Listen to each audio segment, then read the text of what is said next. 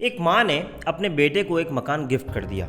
जैसे ही उसको गिफ्ट करा और उसकी शादी हुई, उसके हाव भाव बदल गए। अब उस माँ को वो सताने लगा। वो माँ परेशान हुई, उसने कोर्ट का दरवाज़ा खटखटाया और फाइनली मुंबई हाई कोर्ट ने बोला कि माँ ने जो बेटे को गिफ्ट दी है उसको हम शून्य घोषित करते हैं और वो प्रॉपर्टी वापस माँ को जाएगी। मुंबई हाई कोर्ट का ये फैसला था। वहीं दूसरी तरफ मद्रास हाई कोर्ट ने एक बात कही कि अगर माता पिता प्रेम पूर्वक अगर अपने बेटे या बेटी को कोई प्रॉपर्टी देते हैं और वो वसीयत में प्रॉपर्टी देते हैं, लेकिन वो बाद में वो बच्चे उनको परेशान करते हैं, तो वो वसीयत कैंसिल कर सकते हैं, तो प्रॉपर्टी कहीं नहीं जाएगी। बॉम्बे हाई कोर्ट और मद्रास हाई कोर्ट के दो फैसले आज के समाज की हकीकत को दर्शाते हैं। जहाँ पहले माँ बाप अपने बच्चों के लिए सब कुछ करते थे और वही बच्चे माँ बाप की सेवा करते थे, आजकल हर दूसरे घर में ये समस्या देखी जाती है कि बच्चे जैसे ही प्रॉपर्टी अपने नाम ले लेते हैं, उन्हें प्रॉपर्टी मिल जाती है, वो उन माँ बाप को दर दर की ठोकरें खाने को मजबूर कर देते हैं। और इसीलिए भारत के कानून में बदलाव आया और 2007 में सीनियर सिटीजन एक्ट को लाया गया। इस एक्ट ने कई चीज़ों को बदला है और सीनियर सिटीजन्स को एक मजबूती दी है। अब आज के इस वीडियो में हम जानेंगे कि ये एक्ट क्या है, साथ ही साथ बताएंगे कि कोई बुजुर्ग है, अगर कोई माता पिता को बच्चे परेशान कर रहे हैं तो उन्हें क्या करना चाहिए, कोई प्रॉपर्टी लेने के लिए धमका रहा है उनको तो क्या करना चाहिए, अगर उन्होंने गलती से या प्रेम पूर्वक प्रॉपर्टी ट्रांसफ़र कर दी है बच्चों को तो उसको वापस कैसे ली जाए, क्या माता पिता अपने बच्चों से कोई मेंटेनेंस ले सकते हैं। इन सारी बातों को जानेंगे आज के इस खास वीडियो में। और मेरी रिक्वेस्ट आप दर्शकों से ये है, प्लीज़ इस चैनल को सब्सक्राइब कर लीजिए ताकि आपको इस तरह के कंटेंट मिलता रहे और इस वीडियो को उन लोगों तक पहुंचाइए जो ये वीडियो की जिनको सख्त ज़रूरत है।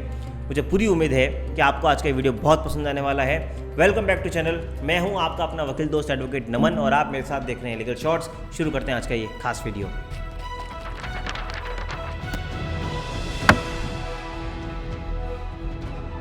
वीडियो शुरू करने से पहले एक जरूरी अनाउंसमेंट, मैं एक नीचे लिंक दे रहा हूं, आप उस लिंक पर क्लिक कर मुझ तक या मेरी टीम से आप बात कर सकते हैं और घर बैठे अपनी सारी कानूनी समस्या का समाधान पा सकते हैं। तो आज हम बात कर रहे हैं सीनियर सिटीजन एक्ट 2007 की। आज के इस वीडियो को मैंने 6 पार्ट में बांटा है, यानी 6 क्वेश्चंस बनाए हैं। मुझे उम्मीद है कि 6 क्वेश्चन से आपके सारे डाउट्स क्लियर हो जाएंगे। सबसे पहले हम जानते हैं प्रॉपर्टी के बारे में। देखिए, प्रॉपर्टी 2 तरह की होती है, एक होती है मूवेबल प्रॉपर्टी और एक होती है इमूवेबल प्रॉपर्टी। ये मैं इसलिए यहाँ पर डिस्कस करना चाह रहा हूँ क्योंकि इस एक्ट में कई बार मूवेबल और इमूवेबल का बहुत सारा डिस्कशन हुआ है। मूवेबल प्रॉपर्टी वो प्रॉपर्टी जिसको आप एक जगह से दूसरी जगह पे लेके जा सकते हैं। फॉर एग्जांपल आपकी गाड़ी, आपका कोई भी सामान या गोल्ड या कैश। दूसरी तरफ इमूवेबल प्रॉपर्टी यानी अचल संपत्ति, वो संपत्ति जिसको आप एक जगह से दूसरी जगह नहीं लेके जा सकते, जैसे आपकी प्रॉपर्टी। तो ये 2 प्रॉपर्टी के बारे में आपको पता होना चाहिए। अब यहाँ से हम बढ़ते हैं नेक्स्ट पार्ट की तरफ, जो ये बताता है कि सीनियर सिटीजन एक्ट 2007 आखिर है क्या। दोस्तों, 2007 में भारत सरकार एक कानून लेकर आई सीनियर सिटीजन के लिए। उनका ये मानना था कि जो भी 60 वर्ष से ऊपर है उन पे ये एक्ट एप्लीकेबल होगा और वो इस एक्ट की शरण में आ सकते हैं और वो कानून की शरण में जाकर अपनी राहत पा सकते हैं। इसमें भारत के कानून ने 2 बड़ी बातें उनको बोली। सबसे पहला कि अगर प्रॉपर्टी आपने कोई ट्रांसफ़र अपने बच्चे को कर दी है, जहाँ पे आपने ये बात कही थी कि वो मेरा बेटा या बेटी ध्यान रखेगा, लेकिन अगर वो ध्यान नहीं रख रहा है तो वो प्रॉपर्टी वापस आपके नाम पे ट्रांसफ़र हो जाएगी। तो ये बहुत बड़ा राइट एक सीनियर सिटीजन को दिया गया कि अगर कोई प्रॉपर्टी आपके हाथ से चली गई है तो वापस आपके पास आ सकती है इस एक्ट के थ्रू। बाकी ऐसा पहले कोई प्रोविज़न नहीं था। दूसरा, एक मेंटेनेंस का प्रोविज़न दिया गया। भारत सरकार ने माना कि अगर कोई बच्चा यानी कोई बेटा या बेटी या बहू अगर माता पिता का ध्यान नहीं रखता है तो उस कंडीशन पे वो माता पिता SDO कोर्ट में जाकर मेंटेनेंस का दावा डाल सकते हैं और पर मंथ उन्हें एक फिक्स अमाउंट मिलेगा जिससे वो अपने खान पान का ध्यान रख सके। यानी इस एक्ट की 2 बड़ी बातें हैं, एक कोई प्रॉपर्टी गलती से चली गई है तो वो रिवर्ट बैक हो जाएगी और दूसरा पर मंथ मेंटेनेंस का भी अधिकार है। अब यहाँ से हम बढ़ते हैं तीसरे सवाल की तरफ, जो ये है कि सीनियर सिटीजन आखिर किन किन कंडीशन में इस एक्ट का इस्तेमाल कर सकते हैं। तो मैं आपको 5 कंडीशन बताता हूँ। पहला, अगर बेटा या बेटी या आपकी बहू आपको प्रताड़ित करते हैं तो आप इस एक्ट का यूज़ कर सकते हैं। दूसरा, बेटा या बहू आपकी संपत्ति को हड़पना चाहते हैं तो भी आप इस एक्ट का यूज़ कर सकते हैं। तीसरा, अगर आपके बच्चे आपको प्रॉपर मेंटेनेंस नहीं देते यानी खाने पीने का पैसा नहीं देते और आपका ध्यान नहीं रखते तो भी आप इस एक्ट का यूज़ कर सकते हैं। या चौथा, अगर आपके साथ किसी भी तरह की फिजिकल वायलेंस यानी मारपीट करते हैं तो भी आप इस एक्ट का यूज़ कर सकते हैं। और 5वां और आखिरी, अगर आपको शांतिपूर्वक जीना है और वो आपके शांति में भंग कर रहे हैं तो भी आप इस एक्ट का इस्तेमाल कर सकते हैं। यानी दोस्तों आपने जाना कि इन 5 कंडीशंस में आप एज अ सीनियर सिटीजन इस एक्ट का यूज कर सकते हैं और संबंधित अथॉरिटी के पास जाकर अपनी रिलीफ को क्लेम कर सकते हैं। अब चौथा सवाल यहाँ से उठता है कि अगर आपके बच्चे आपको इस तरीके से परेशान कर रहे हैं कि मेरे नाम पर आप प्रॉपर्टी कर दो, नहीं तो मैं आपको खाना नहीं दूंगा, मैं आपको मारूंगा, या जो भी इस तरह के वायलेंस करूंगा, उस कंडीशन में क्या किया जाए? इस कंडीशन में आपके पास 2 अधिकार हैं। पहला, आप चाहें तो अपने नज़दीकी पुलिस स्टेशन में जाके सेक्शन 154 CRPC में एक फर्स्ट इन्फॉर्मेशन रिपोर्ट यानी एक FIR को दर्ज करवा सकते हैं, और जो भारतीय दंड संहिता 1860 यानी जो इंडियन पिनल कोड है उसके रिलेवेंट सेक्शन में वो पुलिस अथॉरिटी आपके लिए एक FIR दर्ज कर देगी, जहां पर आप पुलिस की शरण लेकर अपनी सेफ्टी का ध्यान रख सकते हैं।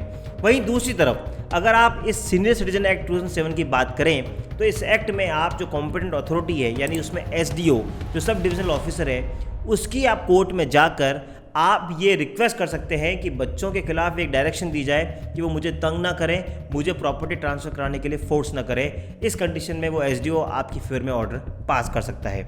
अब यहीं से उठता है अगला और चौथा सवाल, जो ये है कि सपोज अभी तक तो बात चल रही थी कि प्रॉपर्टी ट्रांसफर नहीं करी, लेकिन आपने छल पूर्वक या कपट पूर्वक आपके बच्चों ने आपसे प्रॉपर्टी उनके नाम पे ट्रांसफर करा ली है, या फिर आपको लगा कि आपका बेटा या आपका बहू आपका ध्यान रखेगा और आपने प्रॉपर्टी उनको ट्रांसफर कर दी है, लेकिन अब जैसे ही प्रॉपर्टी मिले वो आपका ध्यान रखना बंद कर दिया, तो उस कंडीशन में क्या करें?